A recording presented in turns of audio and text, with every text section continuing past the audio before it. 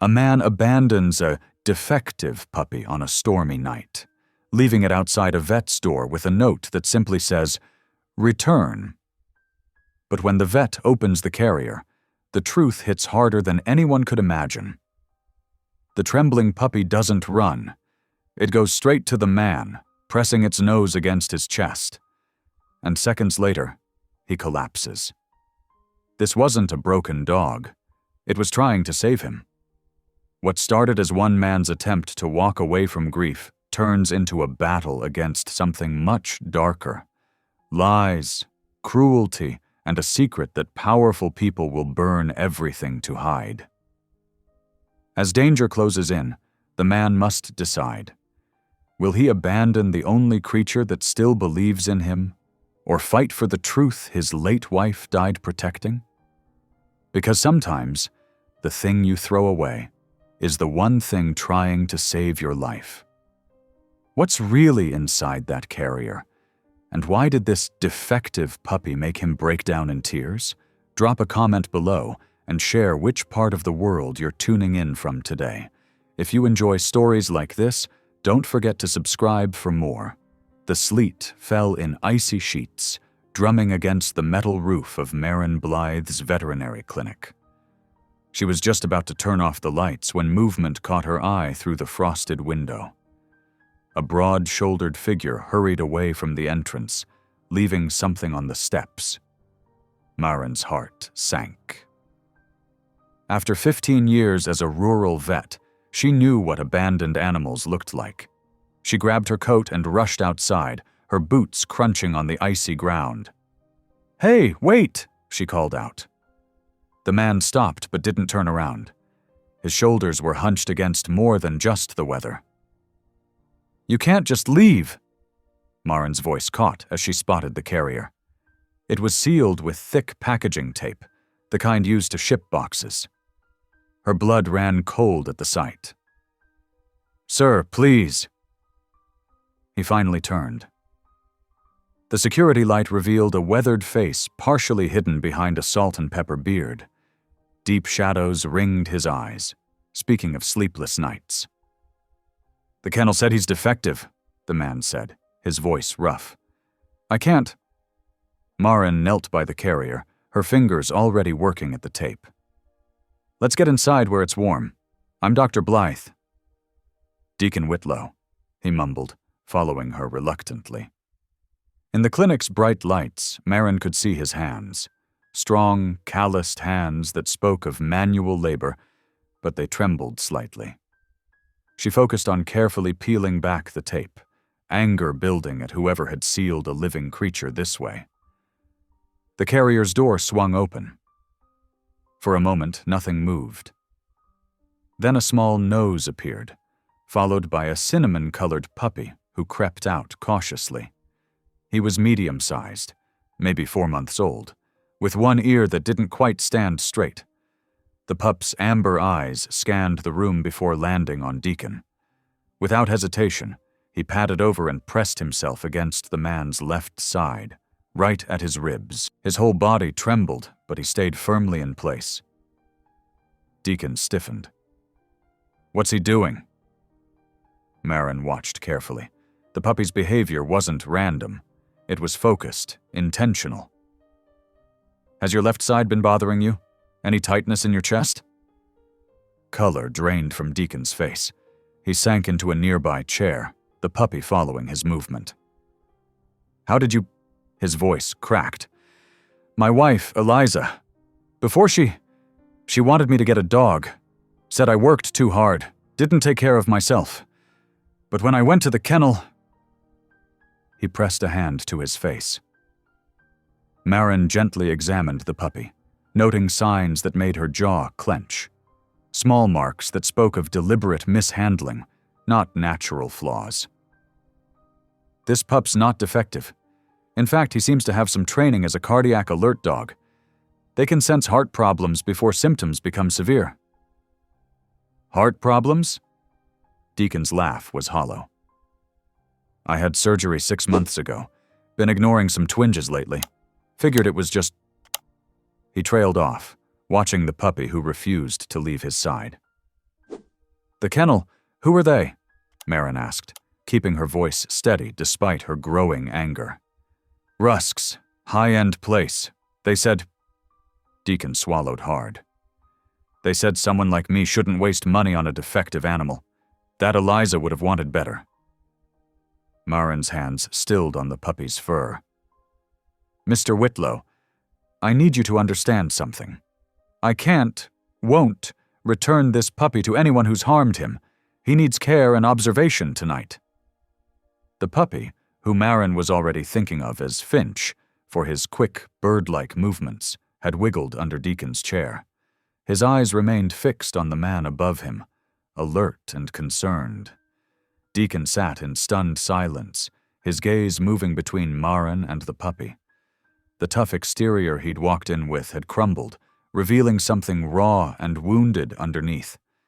His hands, still trembling slightly, reached down toward Finch but stopped short of touching him. I didn't know, he whispered. About the tape, about hurting him. They just handed me the Cariier and said to drop him somewhere that'd take strays. His voice broke. Eliza would have been so ashamed of me. Marin pulled a chair closer, speaking gently but firmly. Mr. Whitlow, you stopped. You brought him here instead of abandoning him somewhere unsafe. And look, he's still choosing to stay near you, even after everything. Dogs are excellent judges of character. Finch proved her point by inching closer to Deacon's feet, his tail giving a tentative wag when the man finally reached down to touch his head. The contact seemed to break something loose in Deacon. His shoulders shook as he tried to hold back tears. The tightness, he admitted quietly. It's been getting worse. I ignored it because everything's felt tight since Eliza died. How can you tell what's your heart breaking and what's your heart failing? The sleet continued its steady rhythm on the roof as Marin worked, checking Finch's vital signs and documenting every mark, every sign of mistreatment. The puppy allowed the examination, but maintained constant awareness of Deacon, responding to every shift in the man's breathing or posture. He'll need to stay overnight, Marin said finally. And Mr. Whitlow, you should get those symptoms checked, real soon. This little one seems pretty determined to watch out for you. Deacon nodded, his expression torn between guilt and something softer, more vulnerable. Would it be all right if I sat here a while longer? Marin looked at man and dog, both wounded, both trying to find their way back to trust, and felt the weight of what was starting here. Take all the time you need. Sometimes healing happens in its own time. Marin moved Finch to the exam table with gentle hands, speaking softly to keep him calm. Under the bright medical lights, the evidence of deliberate harm became clearer, making her stomach twist. The puppy's right ear had a perfectly straight edge that could only come from cautious burning. Someone had carefully cauterized it to create an artificial flaw. Hold still, sweet boy, she murmured, examining his paw pads. Small, circular chemical burns marked the tender skin, precise patterns that spoke of intentional application rather than accident. Finch whimpered but stayed still, his trust breaking her heart. She reached for her camera, methodically photographing each injury. This wasn't carelessness, she said, her voice tight. These marks were manufactured. Someone wanted him to look defective. Deacon stepped closer, his face paling as he saw the evidence. They said he had genetic problems, birth defects. I never thought... He reached out, letting Finch sniff his fingers. How could someone do this? Marin grabbed her microchip scanner, running it over Finch's shoulders. The device beeped, displaying a string of numbers. Her fingers flew over her computer keyboard, accessing the registration database. What she found made her jaw clench. Boyd Rusk's elite breeding program, she read aloud. I've heard of them. They charge astronomical prices for perfect puppies. She picked up her phone, dialing the after-hours number listed. A smooth, cultured voice answered on the second ring. Rusk speaking. Mr. Rusk, this is Dr. Marin Blythe. I'm calling about one of your puppies, a cinnamon-colored mixed breed, about 4 months old. Ah, yes, Mr. Whitlow's refund case. Rusk's tone shifted, becoming sleek and dangerous. That animal is my inventory, Doctor. I trust you're calling to arrange its return? Marin's spine straightened. Actually, I'm calling to report evidence of intentional harm. This puppy has multiple injuries consistent with— I'd be very careful with accusations, Doctor, Rusk cut in. That dog is my property, and removing him from authorized transport constitutes theft. I have excellent lawyers who would be happy to explain the difference between animal rights activism and criminal behavior. Are these the same lawyers who help you falsify veterinary records? Marin kept her voice steady, despite her racing heart. Because I'm documenting evidence that suggests systematic abuse. Evidence? Rusk laughed, but there was no warmth in it. A few cosmetic flaws in a rejected animal? No judge will waste time on that. Return my property, or I'll bury your little clinic in litigation. Ask around. I always win. Deacon, hearing Marin's side of the conversation, sank into a chair. He threatened me with lawsuits too, he admitted quietly. Said he'd take everything if I didn't follow procedure. The refund paperwork required immediate surrender. I was afraid to fight it. Marin ended the call, her hands shaking with anger. Well, I'm not afraid. She pulled out official forms, marking them with swift, sure strokes. I'm placing Finch on medical hold pending investigation of abuse. Every injury is logged and photographed. She reached for her phone again, scrolling to a familiar number. Deputy Calder Moss answered quickly. He often worked late shifts. Moss here. Deputy, it's Marin Blythe. I need to report suspected animal abuse at Rusk's kennel. I have documented evidence of intentionally inflicted injuries. There was a pause. Rusk? The breeder? Moss's voice lowered. I've heard things about his operation. Complaints that disappear, witnesses who suddenly go quiet. Nothing solid enough to act on. Well, now you have something solid. Multiple witnesses, forensic photos, and medical records. Will you come take a look? On my way, Moss replied. Don't let anyone remove that animal. Marin turned to Deacon, holding out intake forms. I need you to sign these, confirming how Finch came into my care. And I need you to stay reachable. Your testimony about Rusk's pressure tactics could be important. Deacon took the papers with trembling hands. As he read through them, Finch pressed against his legs, and Marin noticed something remarkable. The man's breathing steadied, his shoulders relaxing slightly. He really does help with the chest pain, Deacon murmured, looking down at the puppy. Even now He swallowed hard. I almost left him in that Cariier, almost walked away. But you didn't, Marin said firmly. You brought him here. And now we have a choice. Let Rusk bully us into returning Finch to a system that hurt him, or stand and fight.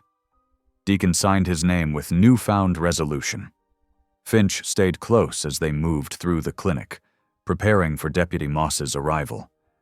Every time Deacon's breath hitched with stress, the puppy pressed closer, refusing to leave his side.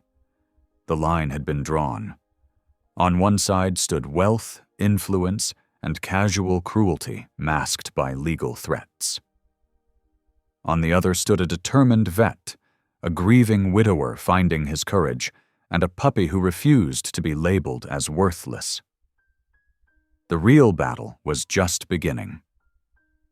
Deputy Calder Moss arrived at the clinic as evening shadows lengthened across the parking lot.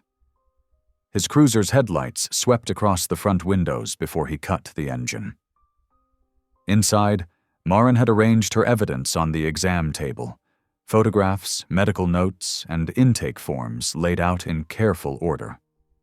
The deputy's boots made soft sounds on the linoleum as he entered, his clean-cut appearance and methodical movements matching his reputation for thoroughness. He nodded to Marin, then turned to study Deacon, who sat with Finch pressed against his legs. "Let's start from the beginning," Moss said, pulling out his notebook. "Mr. Whitlow, tell me about your interactions with Rusk's kennel."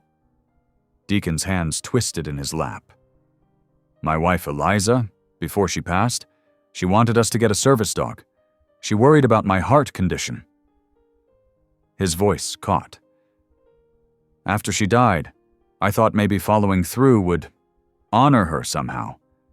But when I went to Rusk's place, everything felt wrong." "Wrong how?"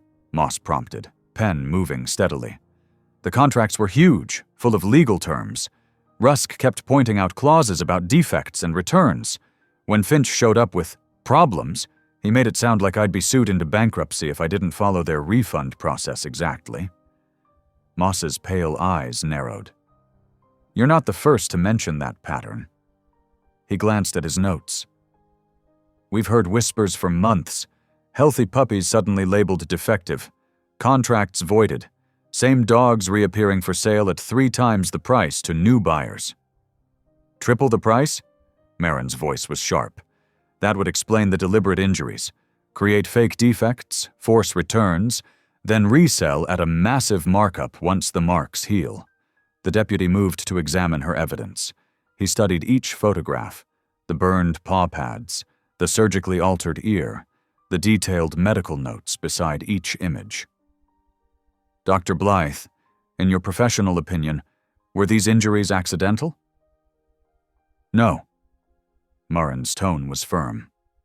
"The burns show clear patterns of chemical application. The ear was deliberately cauterized. Someone hurt this puppy on purpose to create the appearance of defects."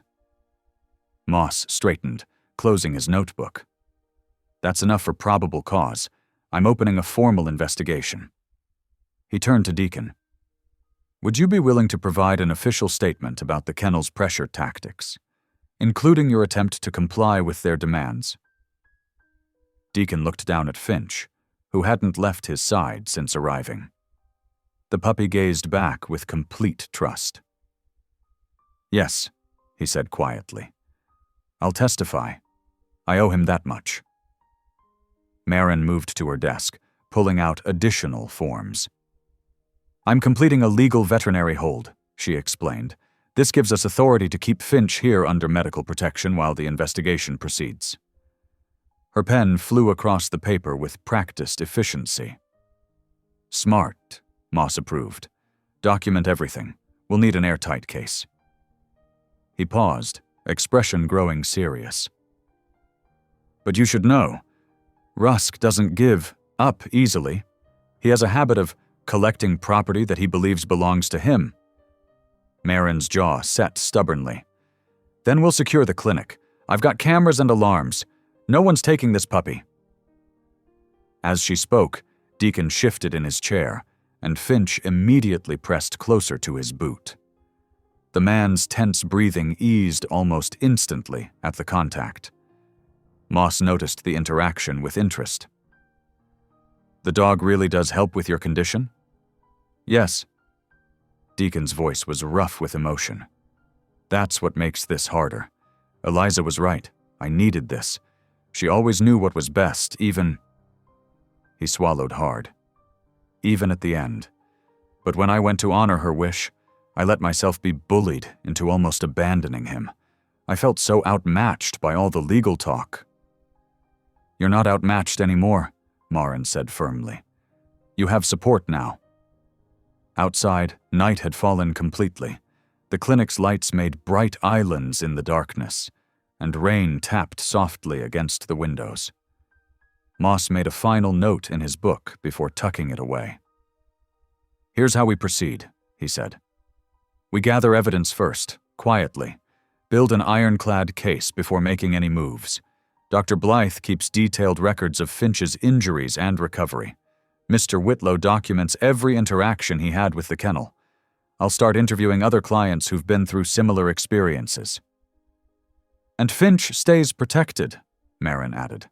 "Absolutely." Moss's expression was determined.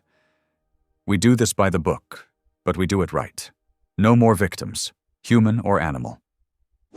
The puppy had dozed off against Deacon's foot, but his ear twitched at their voices. Even in sleep, he seemed attuned to his human's needs.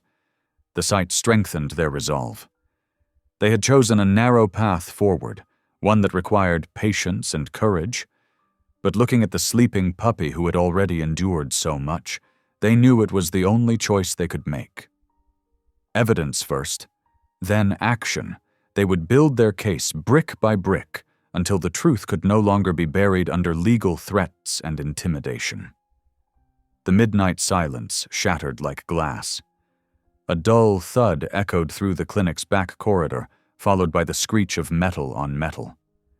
Maren jolted awake in her office chair, neck stiff from dozing over paperwork. Another crash.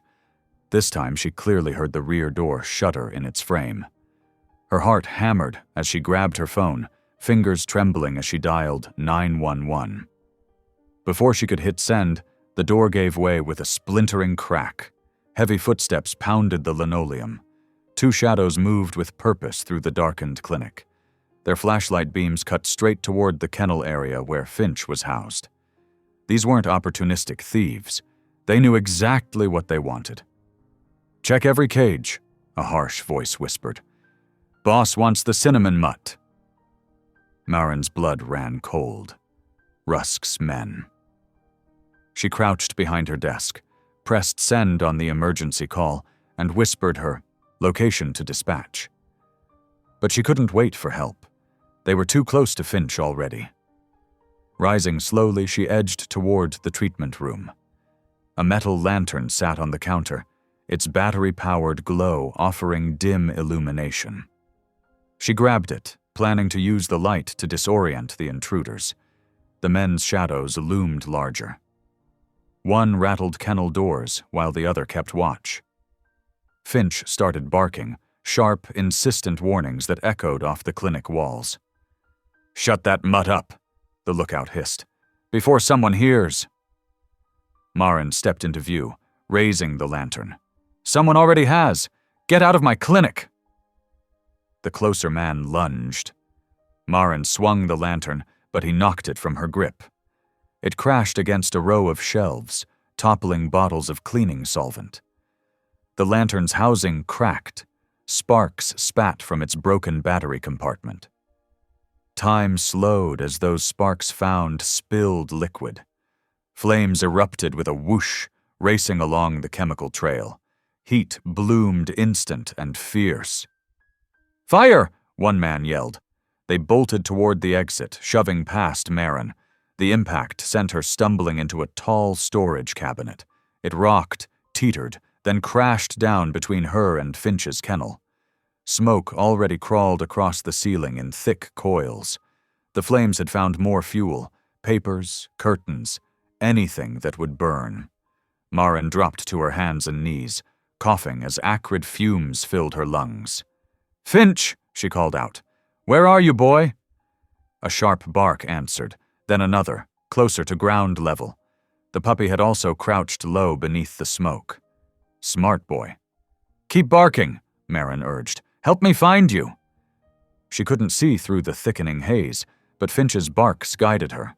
She crawled forward, feeling her way past scattered debris. The heat pressed down like a physical weight. Another bark, followed by the click of paw pads on linoleum. Finch had escaped his kennel in the chaos. She heard him moving, circling back to her again and again. "Good boy," she choked out. "Show me the way." As if understanding, Finch led her with persistent barks and nudges. His nose worked constantly, testing the air. When Maren started right, he tugged her sleeve left instead, toward a faint drift of cool air. The back exit. Of course, the door the intruders had broken would still be open. Maren followed Finch's guidance, crawling inch by inch through the smoky darkness. Her eyes stung, her throat burned, but Finch stayed with her, encouraging her forward. After what felt like hours but must have been minutes, clean air kissed her face. She surged the last few feet, bursting out into sleet-filled night. Finch bounded after her. They collapsed together on the wet curb, coughing and gulping sweet oxygen. Sirens wailed in the distance, growing louder. Red and blue lights painted the falling sleet in alternating colors.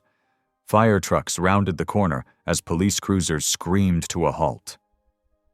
Through streaming eyes, Marin saw Deputy Moss leap from his vehicle.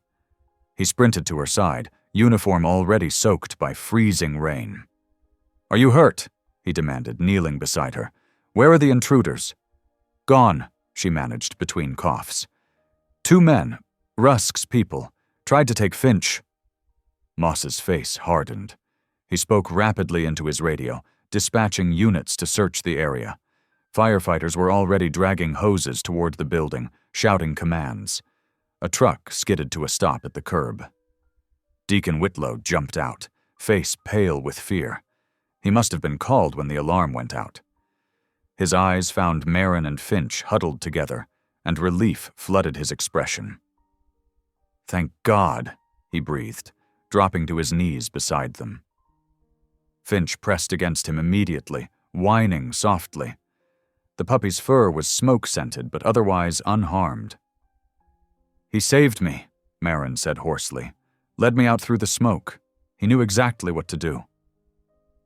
Deacon gathered Finch closer, hands trembling. "Like a guide dog," he whispered, like he was trained to be before. Before Rusk had deliberately damaged him, labeled him defective, and tried to discard him. Anger replaced fear in Marin's chest. The kennel owner had escalated from threats to arson, willing to burn down her clinic just to reclaim what he saw as inventory. Moss returned from conferring with other officers. "We'll have round-the-clock patrols on the clinic," he said grimly. "And I'm stationing a unit at your home, Dr. Blythe. This just became attempted murder as well as arson." He stretched crime scene tape between light poles, marking off the area as firefighters continued battling the blaze. The sleet helped contain the flames, but smoke still billowed from broken windows. Marin leaned against Deacon's shoulder, one hand buried in Finch's damp fur. The puppy's steady presence anchored them both. He had proved himself more than just a cardiac alert dog tonight. He was a true hero, regardless of any supposed defects. "We can't let Rusk win," she said softly. "Not after this." "We won't," Deacon promised. His voice held steel beneath the gentleness. "Whatever it takes, we'll stop him." Finch barked once, as if adding his own determination to theirs. Above them, the sleet continued to fall, gradually washing away the smell of smoke and fear. But nothing could erase the truth this night had revealed. Their opponent would stop at nothing to silence them. The only path forward was to be equally relentless in pursuing justice. Dawn crept over the clinic's damaged walls, revealing the true extent of the destruction. Pale morning light filtered through broken windows, casting long shadows across scorched walls and waterlogged equipment. The acrid smell of smoke still hung in the air, mixing with the sharp scent of chemical fire suppressants. Marin stood in what remained of the main treatment area, her shoulders tight with exhaustion. She hadn't slept since the attack, refusing to leave despite Deputy Moss's suggestions. Dark circles rimmed her eyes, but determination kept her moving. "You should rest," Deacon said quietly. He'd stayed through the night, too, helping firefighters clear debris. "Can't." Marin shook her head, documenting another damaged cabinet with her camera. "Need to catalog everything while it's fresh. Insurance, evidence, all of it matters now." She'd already relocated Finch to the intact exam room at the far end of the building. The puppy had settled quickly in the new space, showing none of the anxiety typical of trauma survivors. In fact, his behavior continued to intrigue her. As if summoned by her thoughts, a sharp bark echoed from the exam room. Marin turned to see Finch trotting purposefully toward Deacon, who had paused to lean against a doorframe, one hand pressed to his chest. "You okay?" Marin asked, moving closer. Before Deacon could answer, Finch pressed against his left side, whining softly. The puppy's attention remained fixed on Deacon's chest, exactly as it had that first night. Deacon's breathing, which had grown shallow, gradually steadied under Finch's persistent monitoring. "It happens sometimes," Deacon admitted, color returning to his face. "Since the surgery. Usually I just push through it." Marin watched Finch's precise positioning, the way he maintained contact until Deacon's distress eased. This wasn't random behavior. The placement was too specific, the timing too accurate. "He's doing exactly what a cardiac alert dog would do," she said slowly. "The focused attention, the consistent positioning. Finch isn't just being friendly. He's responding to changes in your vital signs." Deputy Moss entered through the propped-open front door, notepad in hand. He'd been reviewing security footage from neighboring businesses all morning. "Got something interesting," he announced, then paused, noting their positions. "Everything all right here?" "More than all right," Marin replied. "I think we're finally understanding what makes Finch so special, and why Rusk wanted him back so badly." She explained her observations, while Moss flipped through his notes. The deputy nodded thoughtfully. "Fits the pattern we're seeing," he said. "I've been tracking complaints against Rusk's kennel. Multiple buyers report purchasing specially trained dogs, service animals, therapy dogs, even police canine candidates. Then Rusk claims to find defects during the trial period, voids the contracts, and threatens legal action if they protest." "But why?" Deacon asked. "Why damage good dogs?" "Money," Moss replied grimly. "He sells the same dog 3 or 4 times, each time at premium prices. The defective ones get resold through different channels, usually out of state. Clean profit, no paper trail." Marin felt sick. "And anyone who questions it gets buried in legal threats or worse." "Until now." Deacon straightened, Finch still attentive at his side. "I let shame keep me quiet before. Not anymore. Whatever you need, testimony, records, anything, I'm in." Marin studied him, seeing new strength in his stance. The broken man who'd left Finch on her doorstep was gone. In his place stood someone ready to fight. "First," she said, "we need to document Finch's abilities properly. I want to run a controlled evaluation of his responses to your vital signs, Deacon. If we can prove he's actually a trained cardiac alert dog, then we prove Rusk deliberately damaged and mislabeled him," Moss finished. "That's fraud, plain and simple." They cleared space in the exam room, setting up what equipment had survived the fire.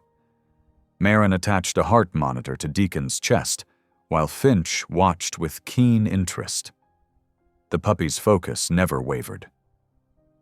"I'll record his reactions while we track your vital signs," Marin explained. "We'll establish baseline readings, then simulate mild stress to see how he responds." Over the next hour, they documented Finch's behavior. The puppy consistently alerted 30 seconds before the monitor showed any change in Deacon's heart rate or blood pressure. Each time, Finch positioned himself precisely, offering steady pressure until the numbers stabilized. "This isn't instinct," Marin said finally, reviewing the data.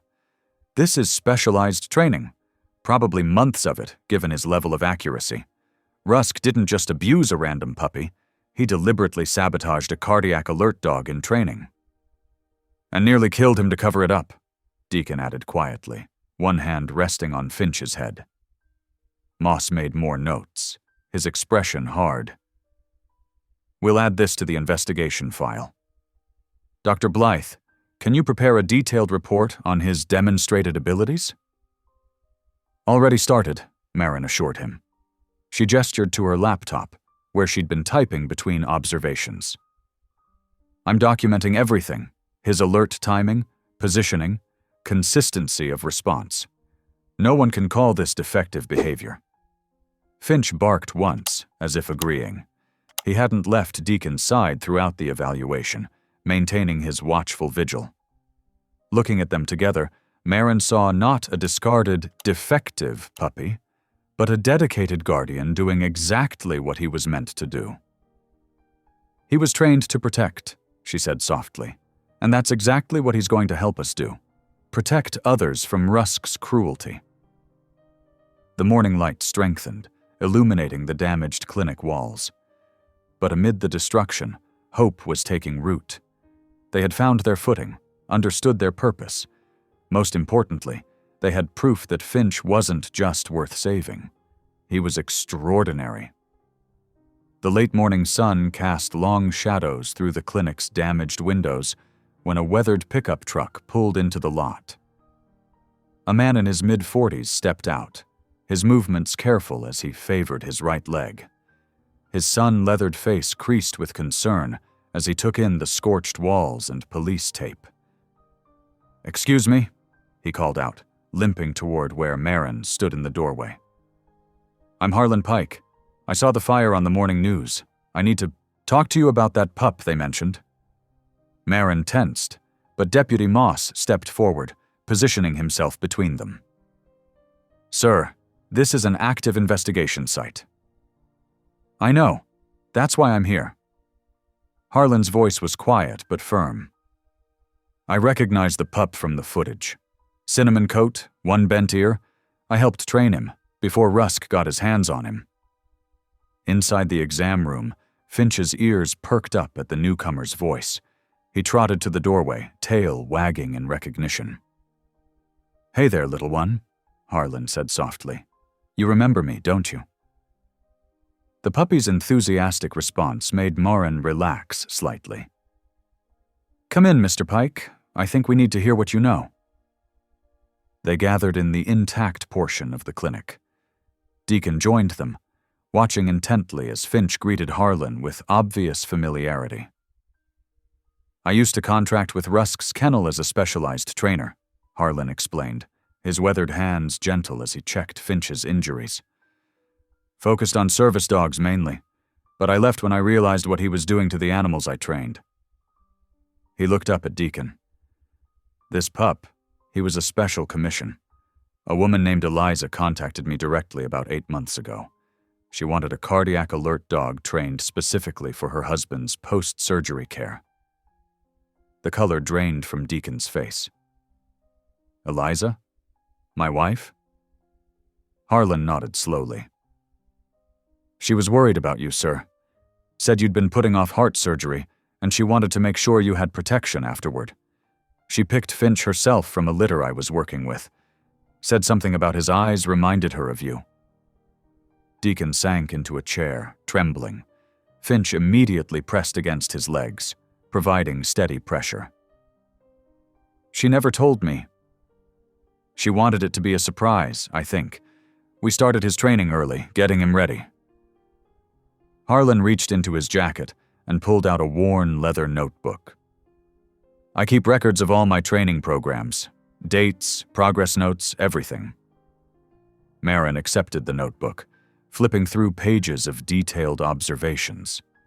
The entries tracked Finch's development from basic obedience through specialized cardiac alert responses.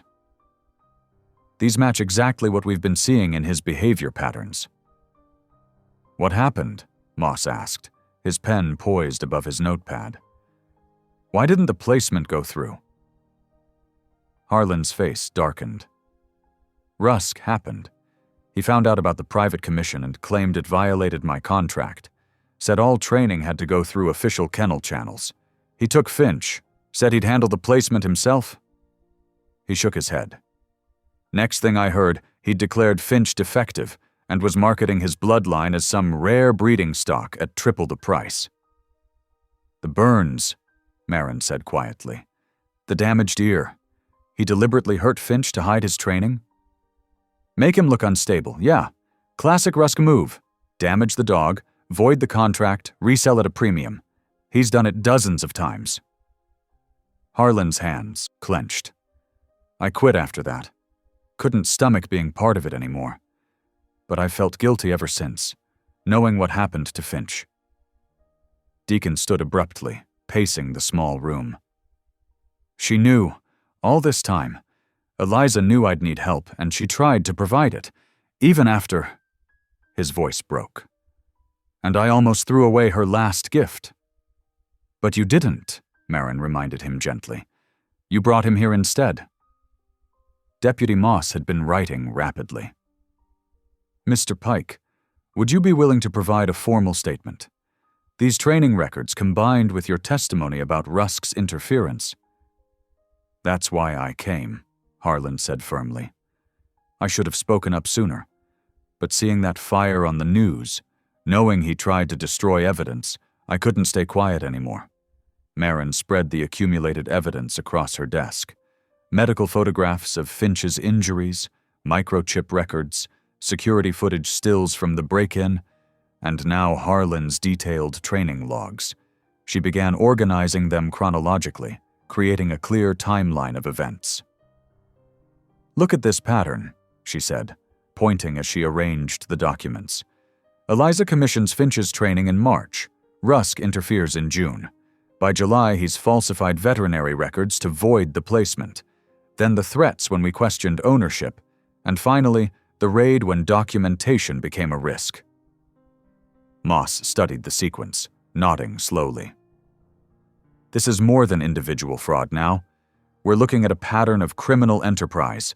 Deliberate animal abuse, false documentation, destruction of evidence, attempted arson. And it all centers on one thing, Harlan added quietly. Rusk couldn't let Finch's true training be discovered. A properly trained service dog is worth thousands of dollars, but he could make triple that by cycling multiple defective sales through different states. Deacon had stopped pacing.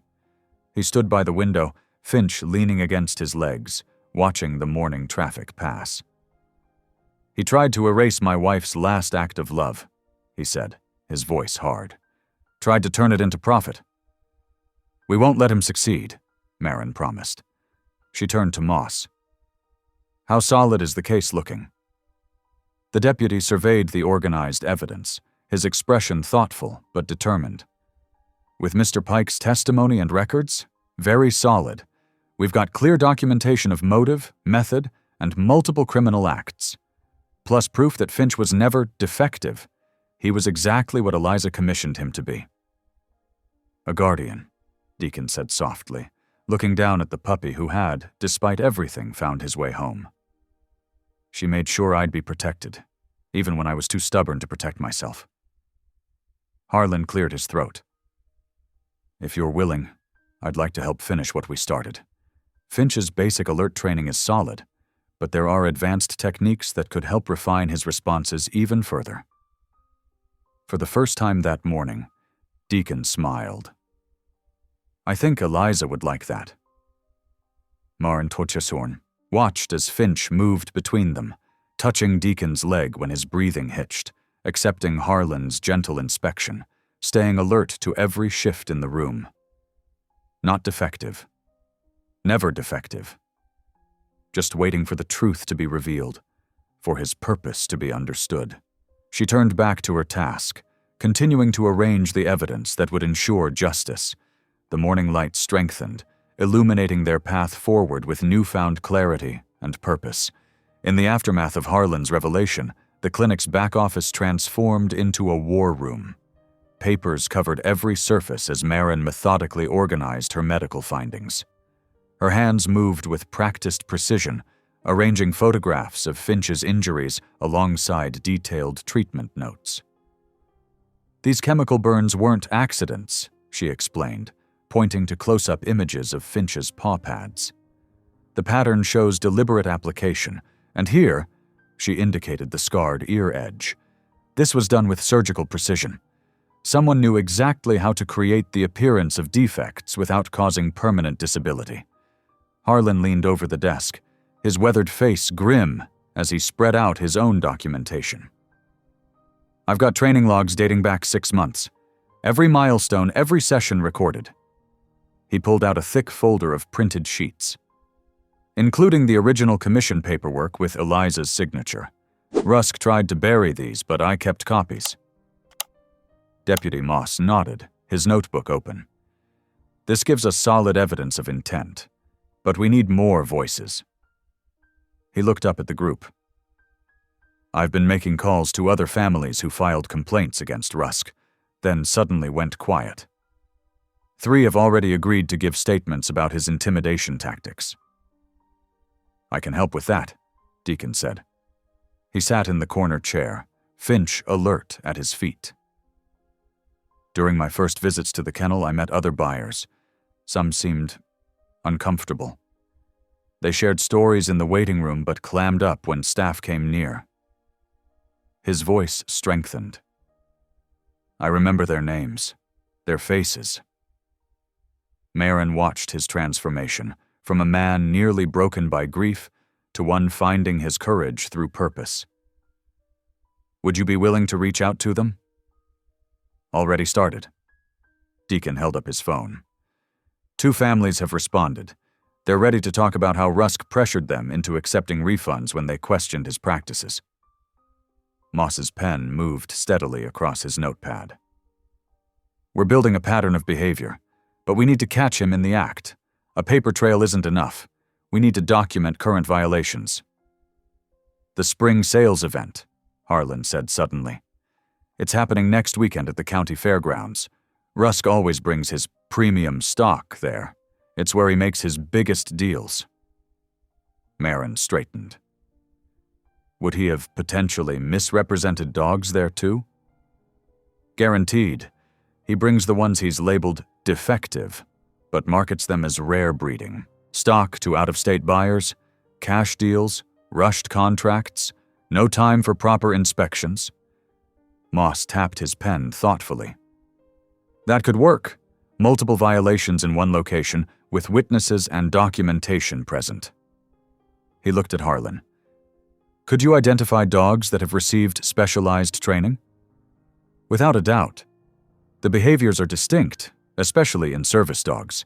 They don't lose their training just because Rusk says they're unstable. A plan began taking shape. Marin pulled out fresh paper, sketching a rough layout of the fairgrounds. I could set up a mobile exam station, document physical evidence of tampering on any dogs we identify. I'll prepare warrant applications, Moss added. Have them ready to execute as soon as we observe clear violations. We'll need multiple charges to make sure something sticks. Deacon stood, walking to the makeshift evidence wall they'd created. What do you need from me? Your testimony is crucial, Moss said. You're both victim and witness. You can speak to the pressure tactics, the attempted fraud, and now, thanks to Harlan's records, the personal connection through Eliza. Finch pressed against Deacon's legs as his breathing hitched at his wife's name. The man's hand dropped automatically to the dog's head, and his rhythm steadied. Then I need to get it right. Every detail. They worked through the afternoon, refining roles and responsibilities. Marin prepared mobile veterinary kits and documentation forms. Harlan drew up lists of training indicators to watch for. Moss coordinated with other deputies who would provide backup, positioning them strategically around the fairgrounds. Deacon sat with Moss for hours, carefully reconstructing every interaction with Rusk and his staff. Each pressure tactic, each subtle threat, each attempt to rush him into decisions. Finch remained vigilant throughout, demonstrating the very behaviors Rusk had tried to erase. Time is critical now, Moss warned as evening approached. If Rusk gets wind of this, he'll either skip the event or destroy more evidence. He's already tried burning down my clinic, Marin said grimly. We can't give him another chance. They tightened their timeline, double-checking every detail. Harlan would arrive early, posing as a potential buyer to scout the kennels. Marin would set up her mobile station under the guise of providing required health certificates. Moss and his deputies would maintain discreet positions until violations were documented. And me? Deacon asked quietly. You'll be our signal, Moss explained. Once you've identified Rusk and confirmed his presence, we move in. Your testimony ties everything together. The fraud, the abuse, and the personal connection that proves motive. Finch whined softly, pawing at Deacon's chest. He took a deep breath, steadying himself.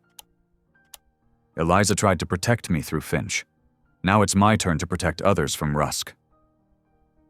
Marin studied their assembled evidence: medical records, training logs, witness statements, and surveillance photos. Each piece represented a life Rusk had tried to break for profit.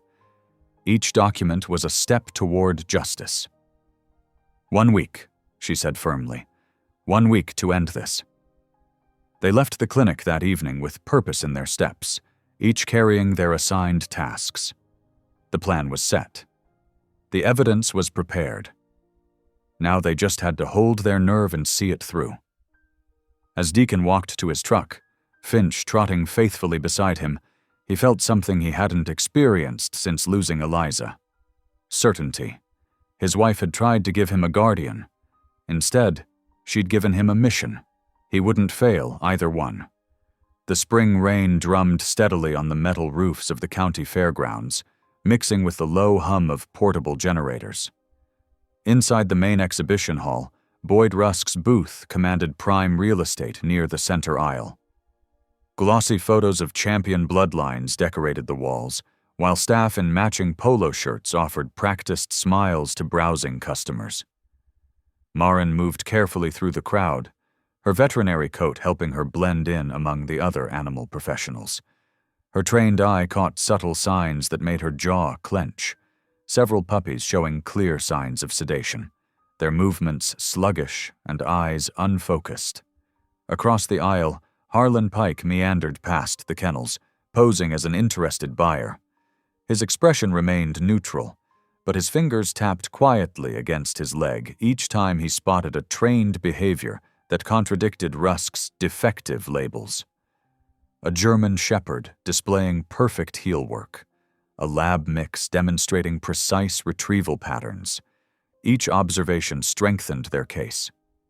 Deputy Moss and his plainclothes officers maintained their positions throughout the building, watching foot traffic and documenting interactions.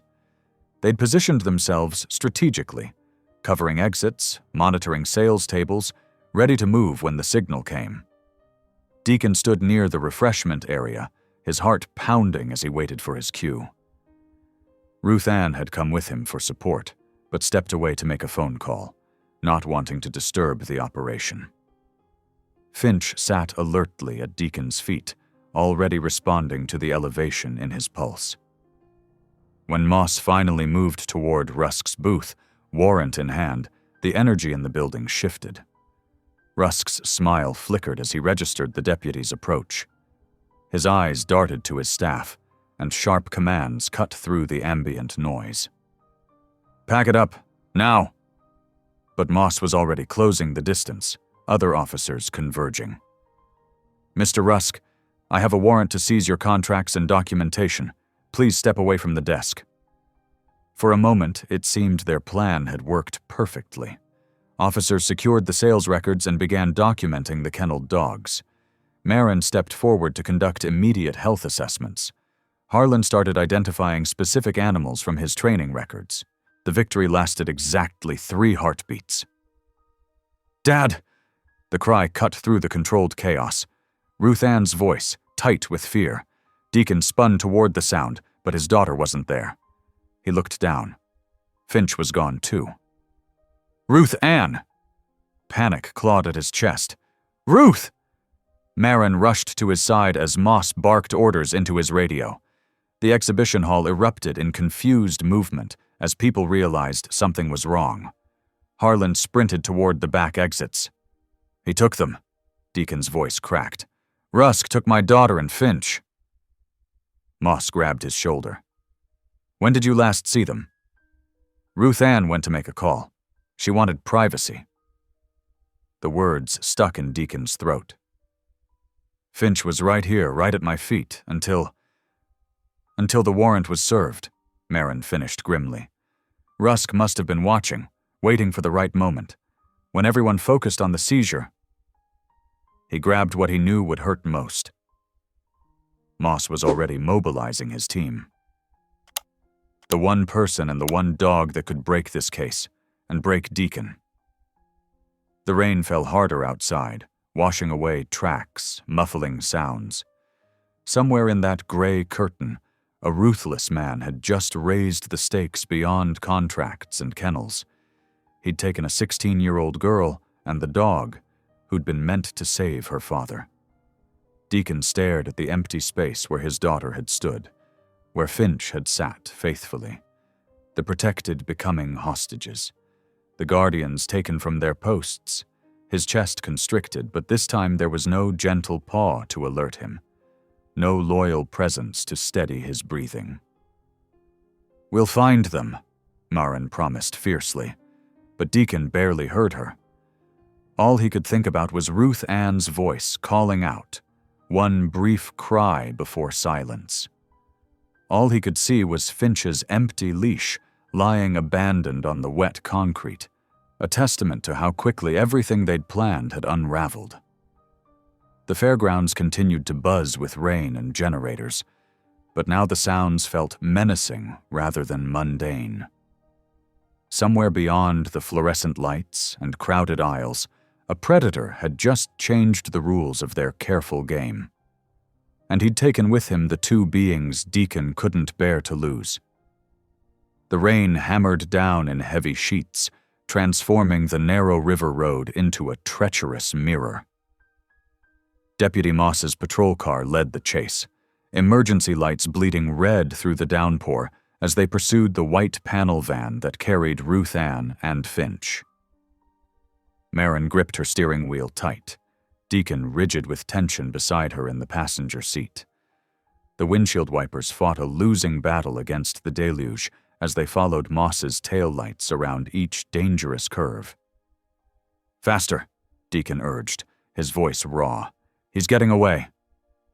Through the rain-streaked glass, they watched the van fishtail on the slick pavement. The driver, Rusk, overcorrected hard. Their headlights caught the horrifying moment as the van skidded sideways, then pitched over the guardrail with a shriek of tearing metal. "No!" Deacon's shout pierced the car as the van tumbled down the embankment and crashed into the swollen river shallows. Moss's brakes squealed as he pulled over. Marin barely had time to stop before Deacon was out the door, running through the rain toward the water. The van lay on its side, half submerged, water already creeping up the windows. "Ruth Ann!" Deacon splashed into the frigid river, his heart thundering against his ribs. Through the passenger window, he could see his daughter pinned against her seatbelt, the rising water nearly at her shoulders. Her eyes were wide with terror. A splash beside him, Finch had broken free and paddled through the current. The dog pressed his nose urgently against the window near Ruth Ann's shoulder, then swam back to Deacon, barking with clear purpose. "He's showing us where she is," Marin called, scrambling down the muddy bank with a tire iron from her trunk. "The water's rising too fast. We have to break the glass."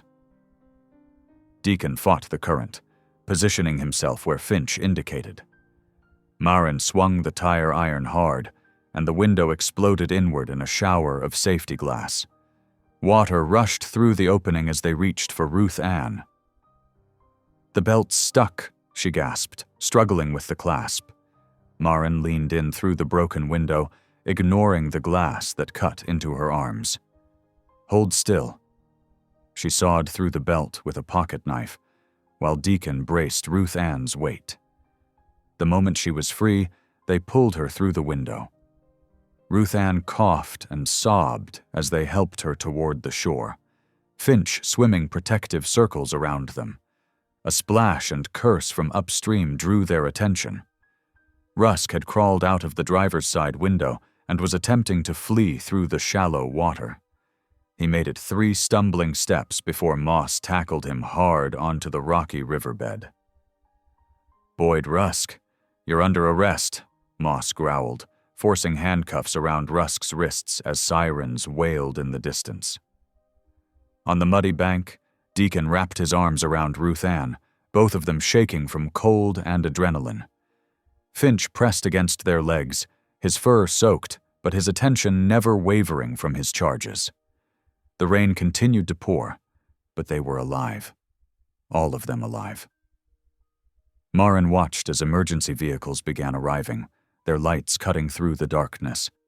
She saw Deacon press a kiss to Ruth Ann's wet hair, saw Finch's tail wag as he maintained his protective stance. In that moment, drenched and exhausted, she witnessed the unbreakable bonds of loyalty that had brought them through the storm.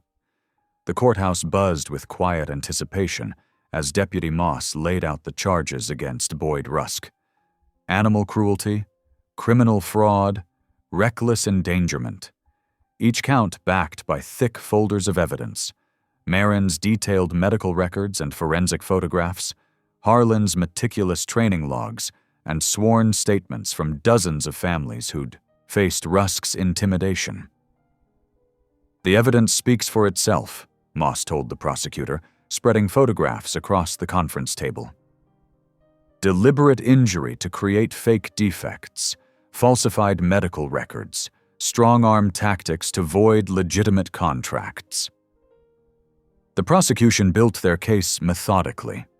Maren's documentation showed the pattern of intentional harm: chemical burns, surgical alterations, and manufactured behavioral issues. Harlan's training records proved Finch's true purpose and value, revealing Eliza's careful planning for her husband's future care. One by one, Rusk's elaborate web of contracts began to unravel. Families came forward, emboldened by the criminal charges, sharing stories of threats and financial strong-arming. The elite breeding operation crumbled under the weight of truth. At the clinic, life moved forward. Deacon filed adoption papers for Finch, making official what their hearts already knew. The cinnamon-colored dog had become an integral part of their healing family. Harlan worked with them 3 times a week, refining Finch's cardiac alert skills. "He's got natural talent," the trainer observed, watching Finch practice his alerts. Eliza chose well. On a quiet Thursday morning, 3 weeks after the river rescue, Deacon stood at his kitchen counter making coffee. Ruth Ann sat at the table, homework spread before her, while Finch dozed nearby. The morning sun painted everything in warm light, creating a picture of peaceful normalcy. Without warning, Finch's head snapped up. He rushed to Deacon's side, pawing insistently at his leg and whining, the alert behavior they'd practiced countless times. Deacon remembered his training. He sat down immediately, took his pulse, and reached for the medication he now kept within easy reach.